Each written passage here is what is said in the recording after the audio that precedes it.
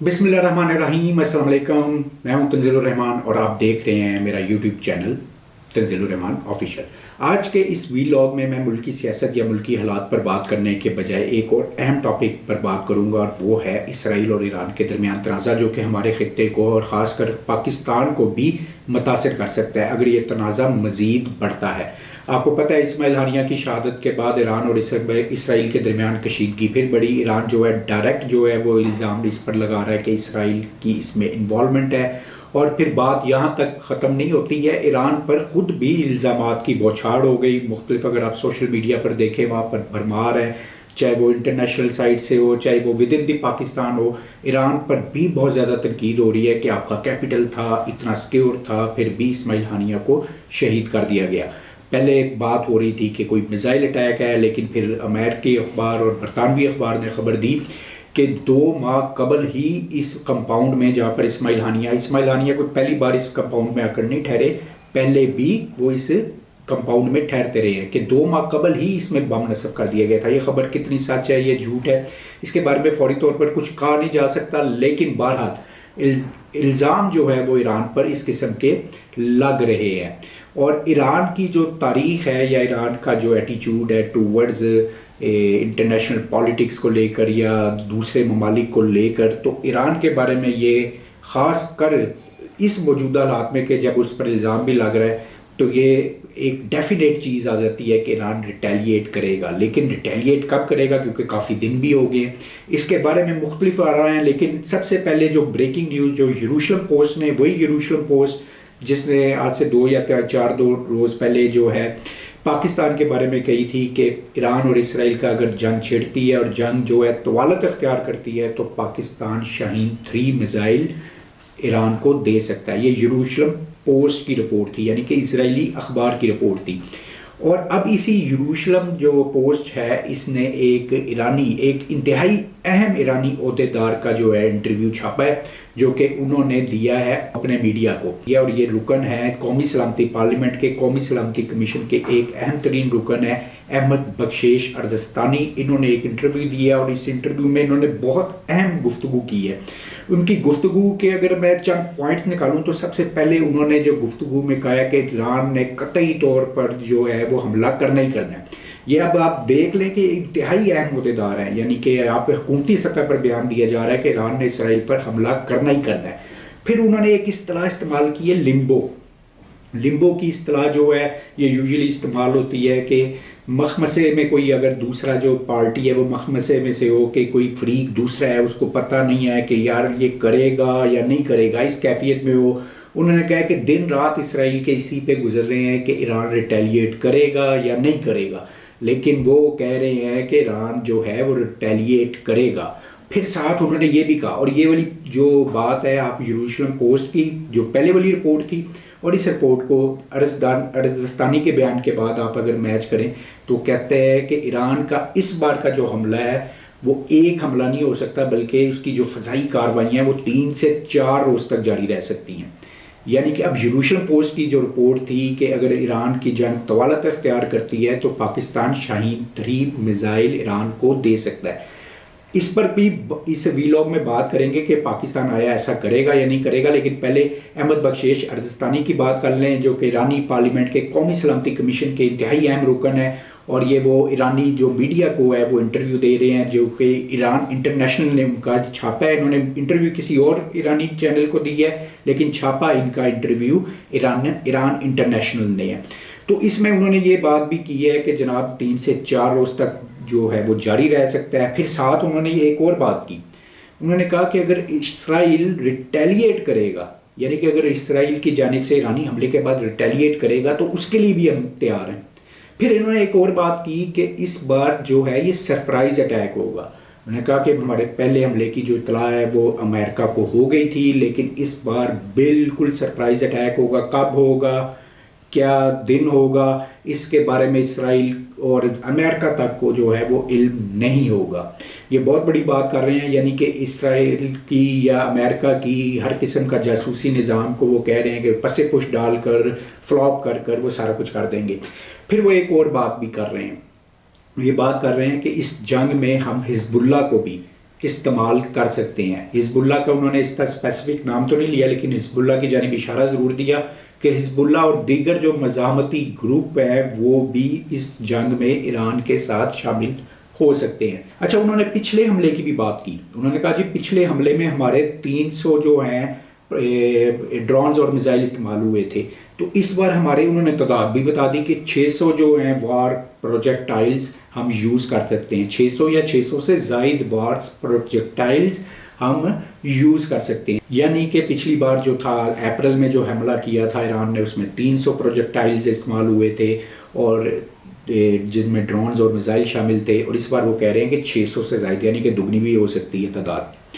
اچھا انہوں نے ساتھ یہ بھی بات کی کہ پچھلی بار ہمارا بالکل قطعی طور پر ارادہ نہیں تھا کہ اس جنگ کو وسعت دیں, بس ہمارا ایک ونس ٹائم ہمارا ایک ارادہ تھا کہ حملہ کر دیا, ہم نے اپنا جواب دے دیا, اس کے بعد ہمارا ارادہ نہیں تھا کہ جنگ وسعت اختیار کرے. لیکن اس بار ہم مینٹلی طور پر تیار ہیں کہ جنگ اگر وسعت بھی اختیار کرتی ہے, طوالت اختیار کرتی ہے, تو اسرائیل کی ریٹیلیشن کا جواب دینے کے لیے تیار ہے. انہوں نے کہا کہ اپریل میں جو حملہ تھا وہ امریکہ کو بھی دکھانے کے لیے تھا کہ تمام تر جو سیکیور میئرز کے باوجود, جو سیکیورٹی میئرز ہیں اس کے باوجود ایران نے پینیٹریٹ کیا اسرائیلی حدود کے اندر. یہ امریکہ کو واضح پیغام تھا. اچھا ساتھ انہوں نے اردن وغیرہ اور دیگر جو ہمسائے ممالک ہیں ان کو بھی دھمکی لگائی کہ پچھلی بار تو ہمارے جو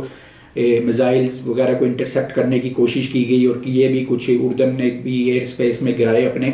تو اس بار اگر ایسا کچھ ہوا کہ ایرانی حملے کے بعد جو اسرائیلی اٹیک کے لیے کسی ممالک کی, کسی ہمسایہ ملک کی جو فضائی حدود استعمال ہوئی تو وہ بھی ذہنی طور پر تیار رہیں. دوسری طرف جو ماہرین ہیں وہ کہہ رہے ہیں کہ نفسیاتی طور پر ایران جو ہے نفسیاتی طور پر یہ جنگ جیت رہا ہے, کیونکہ اسرائیل ابھی تک اسی لمبو والی کیفیت, وہی والی میں نے جو بات کی کہ لمبو والی کیفیت میں ہے کہ اس کو پتہ ہی نہیں کہ ہوگا کیا, کیونکہ اسرائیل کے بارے میں کہا جاتا ہے کہ وہ فوری طور پر اٹیک کی جانب جاتا ہے, یعنی کہ وہ زیادہ سوچتا نہیں ہے, جبکہ ایران نفسیاتی گیم کا ماہر ہے اور ابھی تک ایران کہہ رہے ہیں کہ اس نفسیاتی جو گیم میں وہ فتح حاصل کر رہا ہے. اور یہ بھی کہا جا رہا ہے کہ ایرانی حملے سے پہلے اسرائیل ایران پر اٹیک کر سکتا ہے. اچھا جی ایک تو پہلو یہ ہو گیا. اب پہلو یروشلم پوسٹ کی رپورٹ کو, یہ والی رپورٹ کو, اور اس کی یروشلم پوسٹ کی جو پہلے 3 سے 4 روز پہلے رپورٹ آئی تھی پاکستان کے حوالے سے کہ پاکستان ایران کو شاہین 3 میزائل دیتا ہے ان دیٹ کیس کہ وار جو ایکسیڈ کرتی ہے, یعنی کہ ایک دن میں نہیں ختم ہوتی بلکہ 2 یا 4 5 6 روز تک وہ جاری رہتی ہے, تو پاکستان شاہین 3 میزائل دے سکتا ہے. میرے اپنے تجزیے کے مطابق ایسا نہیں ہوگا, اور اس کی 2 وجوہات نکلتی ہیں. ایک تو ہے انٹرنیشنل دباؤ, انٹرنیشنل دباؤ اتنا ہوگا کہ پاکستان ایسا کام نہیں کرے گا. لیکن سیکنڈ جو ریزن ہے وہ میرے خیال میں فرسٹ ریزن سے زیادہ اسٹرانگ ہے کہ پاکستان کے ایران کے ساتھ ایسے بھی کوئی فرینڈلی تعلقات نہیں ہیں کہ وہ اپنی میزائل جو ہے ان کو دیتے, کیونکہ میزائل کا مطلب ہے میزائل ٹیکنالوجی ہی دے دینا. شاہین پاکستان کا one of the best missile کہا جاتا ہے اور حقیقت میں وہ ایسا ہی ہے کہ پاکستان کا وہ one of the best missile ہے. لیکن اگر وہ ایران کو دے دیتا ہے تو اس کا مطلب یہ ہے کہ پاکستان کے پوائنٹ آف ویو سے کہ پاکستان اپنے پاؤں پر خود ہی کلاڑی مارے گا کہ ایران کو یہ ٹیکنالوجی منتقل کر دے گا. کیونکہ آپ نے پچھلے دنوں میں دیکھا کہ ایران نے پاکستان پر اسٹرائک کی, پاکستانی اسپیس میں کارروائی کی, جس پر پاکستان نے ریٹیلیٹ کیا, اور ایک اگلے ہی روز جو ہے ایرانی اسپیس میں پاکستان نے بھی جو بلوچستان لبریشن آرمی کے جانب سے جو ان کے ٹیررسٹ تھے ان کو ایران میں مارا. لہٰذا یہ والی تو میرے خیال میں یروشلم پوسٹ کی رپورٹ میں کوئی صداقت نہیں ہے, پاکستان ایسا کچھ نہیں کرنے والا. لیکن اب اگر ہم بات کریں کہ گراؤنڈ ریئلٹی کی, کہ گراؤنڈ ریئلٹی کیا ہے کہ ایران اتنا ٹائم کیوں لے رہا ہے, کیا وہ ریٹیلیٹ جب اسرائیل کی جانب سے آئے گا اس کا جواب بھی دے سکے گا,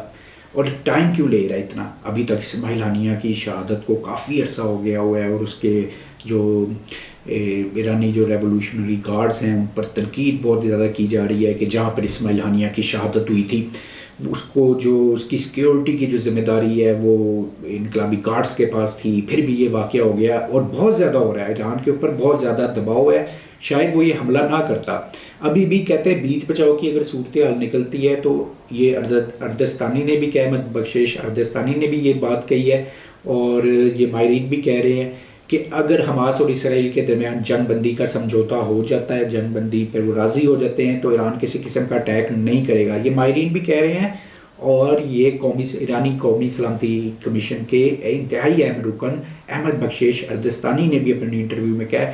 کہ اگر یہ ہو جاتا ہے تو ہم حملہ نہیں کریں گے، پھر بات ختم۔ لیکن ساتھ انہوں نے یہ بھی کہا کہ ممکن نہیں ہے، کیونکہ جو معروضی حالات ہیں وہ یہ بتاتے ہیں کہ ایسا کوئی سمجھوتا نہیں ہوگا، اس لیے ہمارا حملہ قطعی طور پر لازمی ہوگا۔ اب میں بات کر رہا تھا گراؤنڈ ریئلٹی کی، گراؤنڈ ریئلٹی کے پاکستان تو میزائل دینے والا نہیں، ایران اتنا ٹائم کیوں لے رہا ہے؟ دیکھیں جی، پچھلی بار جو ایران نے 300 وار پروجیکٹائلز اسرائیل پر فائر کیے تھے، زیادہ تر رپورٹس کے مطابق، ایرانی میڈیا کو ہٹا کر بات کریں، زیادہ تر میڈیا رپورٹس کے مطابق اور انٹرنیشنل رپورٹس کے مطابق، جو اسرائیل کا Iron Dome missile defence system ہے اس نے ان کو کامیابی سے انٹرسیپٹ کر لیا تھا، اور 300 میں سے ایک بچی کے زخمی ہونے کی اطلاع ملی تھی اور ایک اسرائیل میں کوئی دیوار گرنے کی اطلاع آئی تھی۔ لیکن ایرانی میڈیا نے اس کو تھوڑا سا بڑا چڑھا کر پیش کیا کہ زیادہ ادھر نقصان ہوا ہے۔ بہرحال لیکن آئرن ڈوم اسرائیل کا سب سے کامیاب ڈیفنس سسٹم ہے، اور اس لیے ایران بھی ٹائم لے رہا ہے کہ پچھلی بار جو ہمارے 300 پروجیکٹائلز تھے وہ انٹرسیپٹ ہوئے ہیں، اور جو مقاصد ہمارے تھے اس حملے میں حاصل نہیں ہوئے، تو اس بار ایسا نہ ہو، بلکہ دنیا کو یہ پتہ چلے کہ ایران کا ڈیفنس، کیونکہ پچھلی بار یہ بھی باتیں ہوئی تھیں کہ یار دیکھیں جی 300 میزائل ہیں، ان میں سے تو کوئی ہٹ ہی نہیں کیا، ایران کا جو دفاعی نظام ہے وہ تو بیکار ہے، ایران کا ڈیفنس بالکل بیکار ہے، ایران میں تو کوئی صلاحیت نہیں ہے۔ تو ایران کو یہ بھی ایک اس کے بیک مائنڈ میں چیز چل رہی ہے کہ اس بار اگر ایسا کچھ ہوا تو تنقید اور بہت زیادہ ہوگی، اور لوگوں کا اعتماد، خاص طور پر ایرانی پیپل کا اعتماد گورنمنٹ سے، اور خاص طور پر جو ادھر ریولوشنری گارڈز ہیں اس پر سے اٹھ جائے گا۔ لہٰذا اس بار زیادہ تر چانس یہی ہے کہ وہ ٹائم لے رہے ہیں اور کوئی پینیٹریٹ کرنے کے لیے کوئی آپشنز پر غور کر رہے ہیں کہ کس طرح اسرائیل میں زیادہ مؤثر پینیٹریٹ کیا جائے اور زیادہ نقصان ہو۔ اچھا، اس سارے سینیریو میں پاکستان تو نہیں کرے گا، اس سارے سینیریو میں ایران کی اگر کوئی مدد کرے گا تو وہ رشیا ہے۔ رشیا اس لیے نہیں کہ جناب وہ ایران کے ساتھ کوئی بہت زیادہ دوستانہ تعلقات کو جو ہے وہ اپنا پروف کرنا چاہتا ہے، بلکہ اس کا کوشش یہ ہوگی کہ یوکرین سے باقی ممالک کی توجہ ہٹے، کیونکہ یہ ایک مڈل ایسٹ کا جو جیسے ہی اگر ادھر کوئی کشیدگی بڑھی تو ساروں کی توجہ، امریکہ، یورپین کنٹریز کی سب کی توجہ اس خطے کی جانب آئے گی، اور ظاہر ہے کہ ان کا الائی ہے اسرائیل، اور اس اپنے الائی کو بچانے کے لیے یوکرین سے توجہ ہٹے گی، اور وہ اپنی ساری جو وہ کہہ رہے ہیں توجہ اس خطے کی جانب جھونکیں گے، اور اس میں روس کو شاید چانس مل جائے یوکرین میں زیادہ مؤثر کارروائیوں کا۔ تو لہٰذا زیادہ تر امکان یہ ہے کہ روس ضرور چاہے گا کہ ایران کی اسرائیل کے ساتھ جو ہے جنگ چھڑے، چاہے وہ چھوٹے پیمانے پہ ہو، کچھ دن تک جاری رہے، لیکن وہ یوکرین میں اپنے مقاصد حاصل کر سکے۔ اب بات ہو جائے کہ ایران کا جو ریٹیلیشن آئے گی اسرائیل کی جانب سے، تو کیا ایران اس کا دفاع کر سکے گا؟ میرے اپنے خیال میں اپنا جو نظریہ پیش کر رہا ہوں کہ دیکھیں، ایران اور اسرائیل کی اگر بات ہو تو ایران کسی حد تک تو اس کو اپنا شاید ڈیفینڈ کر لے، لیکن یہاں پر بات صرف اسرائیل کی نہیں رہے گی، کیونکہ بہت اسٹرانگ الائی ہیں جو یورپین کنٹریز ہیں وہ اسرائیل کے، اور جو یو ایس اے ہے وہ اسرائیل کا بہت الائی ہے۔ تو اس کا مطلب ہے کہ ڈائریکٹ وہ لوگ بھی اس میں انوالو ہو جائیں گے، اور پھر ظاہر ہے کہ اس خطے میں جو معاملات ہیں وہ مزید آگے کشیدگی کی جانب جائیں گے۔ کوشش اس لیے یہی ہے کہ اس پوائنٹ پر غور کیا جا رہا ہے، کیونکہ اس پر ایران بھی راضی ہے، اس پر باقی لوگ بھی راضی ہیں، کہ کسی طرح حماس اور اسرائیل کے درمیان معاہدہ ہو جائے، اور کوئی ڈاؤٹ بھی نہیں ہے کہ اگر اس معاملے میں اسرائیل دیکھتا ہے کہ اس کو نقصان زیادہ ہو سکتا ہے ایرانی حملے پہ، تو کسی قسم کا ایسا سمجھوتا کر لے، چاہے کچھ عرصے کے لیے، کہ معاملے کو ٹھنڈا کر کے بعد میں دوبارہ اپنی کارروائیاں سٹارٹ کرے، تو کوئی بعید نہیں ہے کہ وہ یہ معاہدے کی جانب چلا بھی جائے۔ امید ہے ناظرین آپ کو ویلاگ پسند آیا ہوگا۔ آپ سے گزارش ہے کہ میرے چینل کو سبسکرائب کریں۔ ملتے ہیں اگلے ویلاگ میں، اس وقت تک اللہ حافظ۔